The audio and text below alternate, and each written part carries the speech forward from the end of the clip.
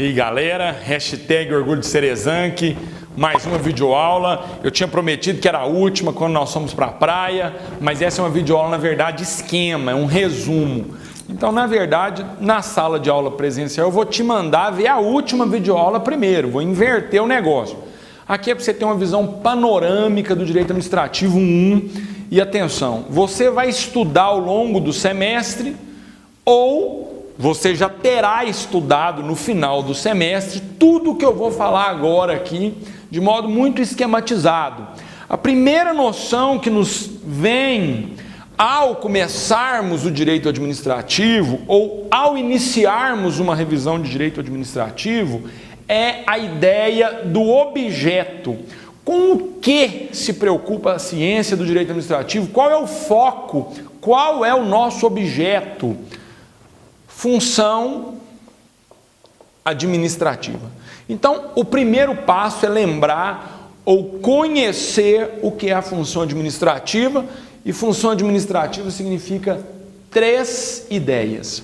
Função administrativa significa prestar serviço público, função administrativa significa exercer poder de polícia, e função administrativa significa explorar o mercado. Essa exploração do mercado pode ser uma exploração indireta, quando a AP regula o mercado, fomenta esse mercado, ou esta exploração do mercado é uma exploração direta, quando a AP é empresária. Então vejam, a AP empresária se dá quando nós temos uma empresa pública, 100% do capital pertence à APD, ou temos uma sociedade de economia mista, e aí pelo menos 51% do capital pertence à APB. É importante lembrar que a administração pública pode ser empresário como sócio minoritário em algumas empresas particulares, mas nesse caso essa empresa não faz parte da AP. A atividade de sócio também entra aqui, né? Mas nesse caso, a empresa que tem a AP como sócio minoritário, esta empresa não integra a administração pública, ela tão somente tem a AP como sócia. Beleza. A segunda noção é o sujeito, claro. Quem é que pratica esta função administrativa? Quem pratica essa função administrativa é a administração pública. E quem é a administração pública? Quais são os entes da administração pública direta? Quais são os entes da administração pública indireta? Lembrando, a administração pública direta ou centralizada são os entes federados: União, Estado-membro, DF e municípios.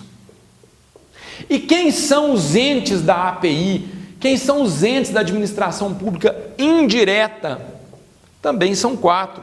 São as autarquias, são as fundações públicas, são as empresas públicas e são as sociedades de economia mista. Vejam, sentido de AP no aspecto subjetivo. AP em sentido subjetivo consiste nos sujeitos da APD e da API. AP em sentido objetivo consiste na própria função administrativa, lembrando que a definição de função administrativa é gerenciar o interesse público. GIP, gerenciar o interesse público, consiste em função administrativa. Galera, então vejam, temos aqui o objeto e o sujeito, básicos dentro de direito administrativo. Agora é preciso lembrar que nós temos pessoas aqui, fora da administração pública, que colaboram com a administração pública, os chamados entes em colaboração. Os entes em colaboração são de 3 naturezas. São os chamados paraestatais, são aqueles que fazem parte do sistema S. Quem são mesmo? SESC, SENAC, SENAI, SENAR, SEST, SEBRAE. Os entes do chamado terceiro setor. Quem são os entes do terceiro setor? São os entes de apoio, são as organizações sociais e são as famosas OCIPs. Organização da Sociedade Civil de Interesse Público. Atenção para o nome. Organização da Sociedade Civil de Interesse Público, OCIP. Os três fazem parte do terceiro setor e temos aqui os entes em cooperação. Os entes em cooperação não celebram com a AP qualquer ato formal, não recebem subvenção da AP, mas prestam serviço público, são os chamados voluntários, que nada recebem da administração, mas desempenham um papel fundamental de apoio à administração pública, colaborando com a AP. Muito bem. Temos aqui, então, que tanto a APD como a API são divididas internamente. A divisão interna de APD e API resulta em centros de competências e unidades de funções, os chamados órgãos públicos. Órgão público. Órgão público não tem personalidade jurídica, órgão público não tem capacidade processual, órgão público é um setor, uma divisão interna de APD e API. Dentro dos órgãos públicos, nós temos unidades menores, que nós chamamos de cargo público, emprego público, função pública e mandato político, também denominado pelo direito constitucional de mandatos eletivos, que representam a democracia. É o ícone da democracia, são os mandatos políticos. Muito bem. Esta é a subdivisão. E qual é mesmo a explicação que há entre o agente que trabalha aqui dentro destes, ocupando cargos, ocupando empregos, exercendo função pública, exercendo mandatos, nós temos os chamados agentes públicos, o gênero. Nunca usem a expressão funcionário público. Sempre é agente público o gênero.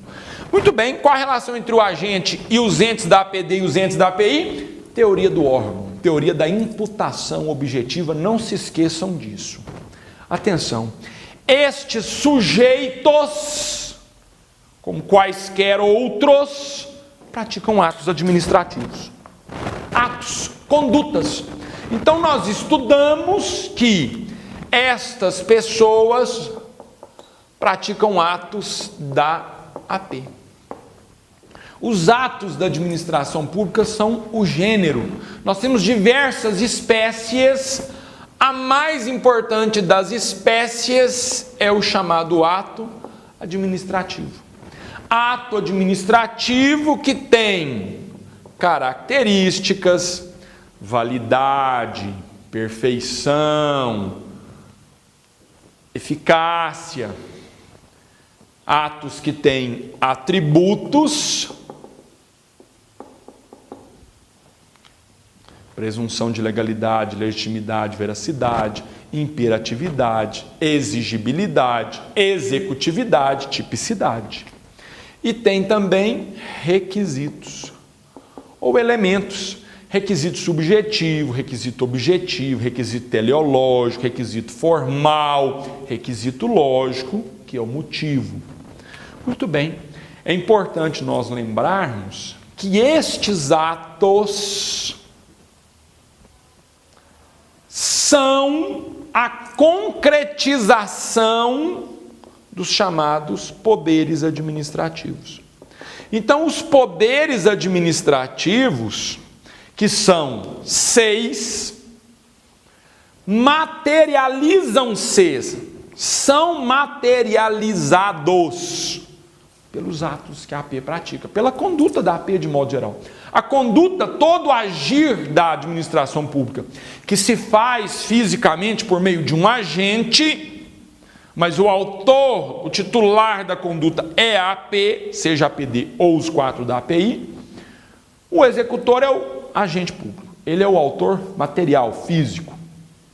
Mas o titular, o autor jurídico, o sujeito do ato é a AP.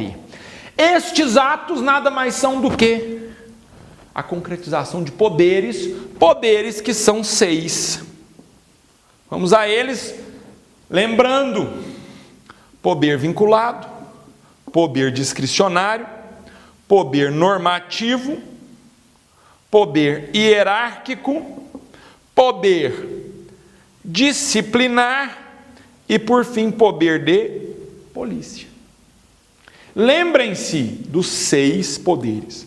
Poderes estes que, na verdade, decorrem dos chamados princípios que norteiam a AP. Poderes estes que decorrem do conjunto de normas que regula a função administrativa. E como nós chamamos este conjunto de normas, meus prezados alunos? O conjunto de normas que regula a função administrativa é chamado de regime jurídico administrativo, famoso RJA.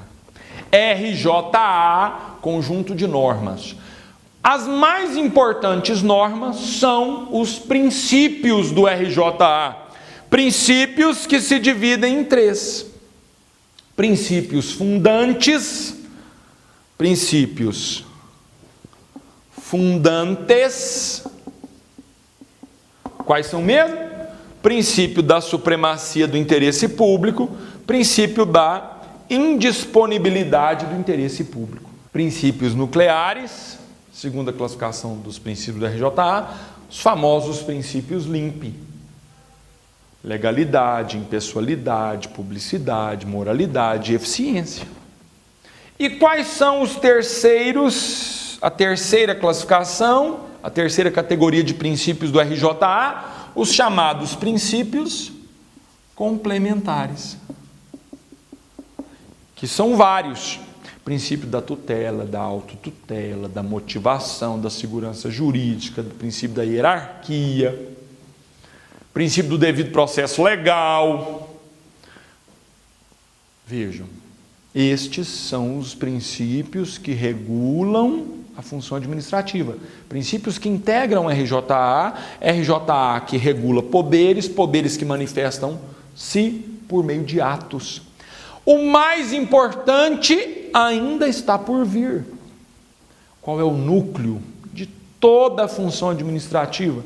Qual é o objeto mais importante dentro do objeto chamado função administrativa? O serviço público. Vejam, estes atos administrativos têm várias naturezas, manifestam várias atividades. A mais importante delas, o chamado serviço público. Serviço público que é regido por princípios próprios. Quais são os princípios que norteiam os serviços públicos? Princípios específicos do chamado RJSP, que é Regime Jurídico de Serviço Público. Princípio da continuidade, princípio da modicidade, princípio da universalidade e princípio da adaptabilidade. 4 princípios que norteiam os serviços públicos. Serviços públicos que têm classificação própria. Vejam, quais são os tipos de serviços públicos. Serviço público exclusivo e não exclusivo. O serviço público não exclusivo se divide em privativo e não privativo. Todos estes podem ser serviços públicos uti singuli ou uti universi. Podem ser serviços públicos típicos ou atípicos. Podem ser serviços públicos próprios ou impróprios. Podem ser serviços públicos essenciais ou de utilidade. Podem ser serviços públicos sociais ou econômicos. Todas classificações. E, por fim, serviço público deve ser estudado sob a ótica da sua execução.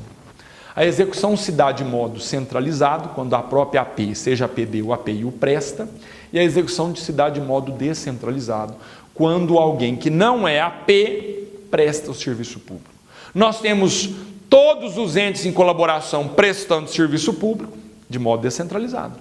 Nós temos os chamados delegados de serviço público, concessionários, permissionários e autorizados, prestando serviço público, e não são AP.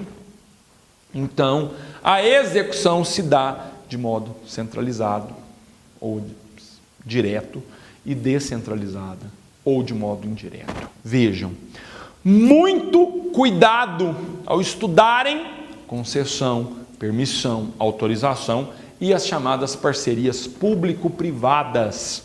Esse é um objeto muito importante, se não o mais importante do direito administrativo.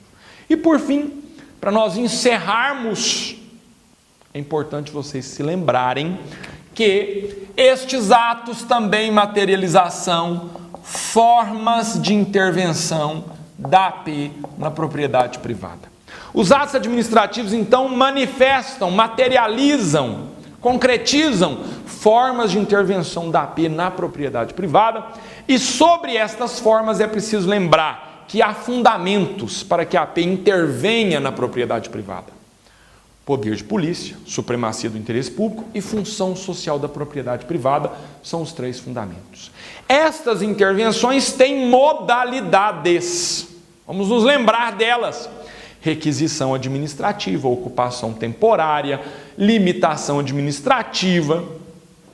Temos também servidão administrativa, tombamento, parcelamento do solo e a mais relevante de todas as formas de intervenção, a mais famigerada, terrível, a chamada desapropriação.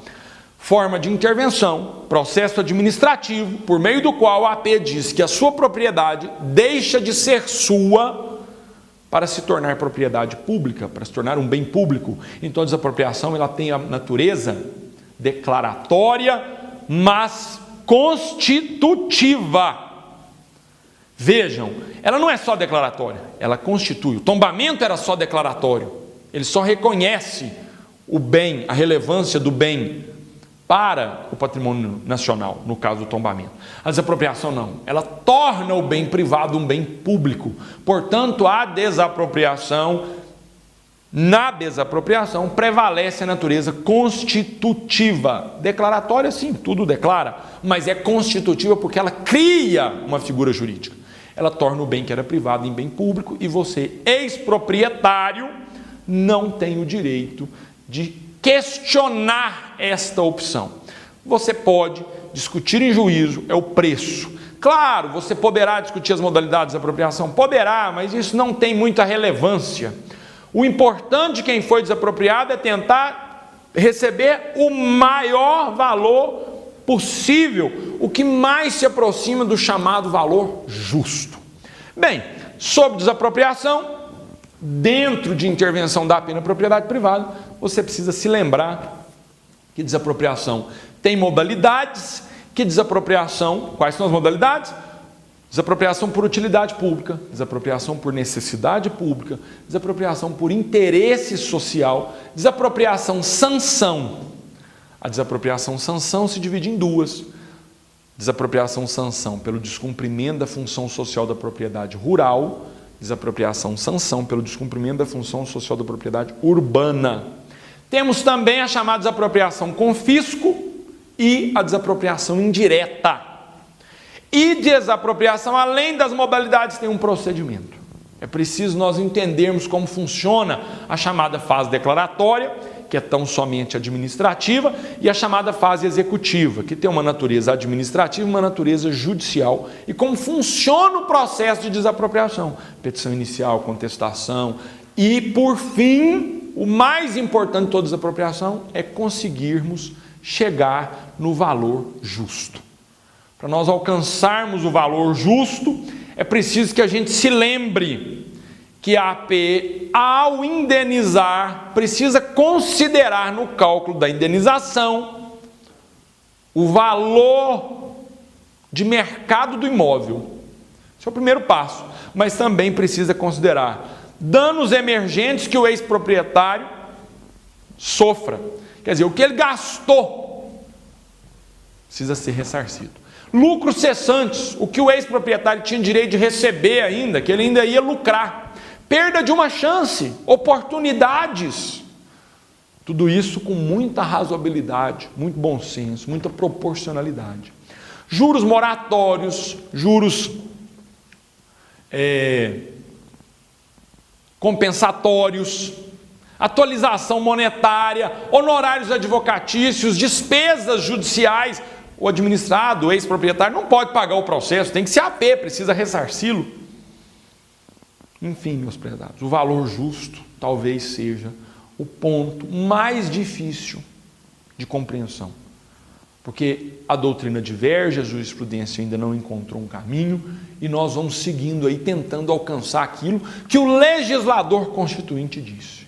Toda desapropriação precisa ser indenizada, salvo a desapropriação com fisco, mas toda desapropriação deve ser indenizada, e o valor da indenização deve ser prévio e justo. Algumas indenizações serão em dinheiro, as indenizações sanção serão pagas em títulos, que vocês vão estudar ou já estudaram, estão fazendo uma revisão, mas o importante é lembrar que toda indenização deve ser prévia e justa. E calcular a justiça não anda fácil num país de tantos desiguais. Galera, hashtag orgulho de ser Exanc, só a Exanc aprova mais que Exanc na OAB, para você, fim do direito administrativo 1 ou início, se você seguiu o meu conselho e teve essa visão panorâmica da matéria. Você vai estudar tudo isso. Atenção, só para a gente dividir em módulos, só para você ter uma visão ainda mais estrutural, a parte de função administrativa e estrutura da administração pública, com todos os entes, teoria do órgão, tudo isso você estuda no módulo A. Princípios e poderes, RJA e poderes, você estuda no módulo B do Direito Administrativo 1. Atos da administração pública, módulo C. Serviços públicos, módulo D. E intervenção da pena propriedade privada, módulo E. São 5 módulos do Direito Administrativo 1. Mais uma vez, foi um prazer ter vocês comigo durante todo o semestre, ou será um prazer tê-los comigo durante todo o semestre. E mais uma vez, só posso dedicar todo esse monumento construído de inversão de sala de aula, videoaula e toda essa riqueza, a Ilha da Exanc, aqui se fazendo presente pela grande Letícia. Muito obrigado. Galera, valeu, até a próxima. A gente se vê durante o ano, ou para você que acabou o semestre, a gente se vê no Direito Administrativo 2. Valeu!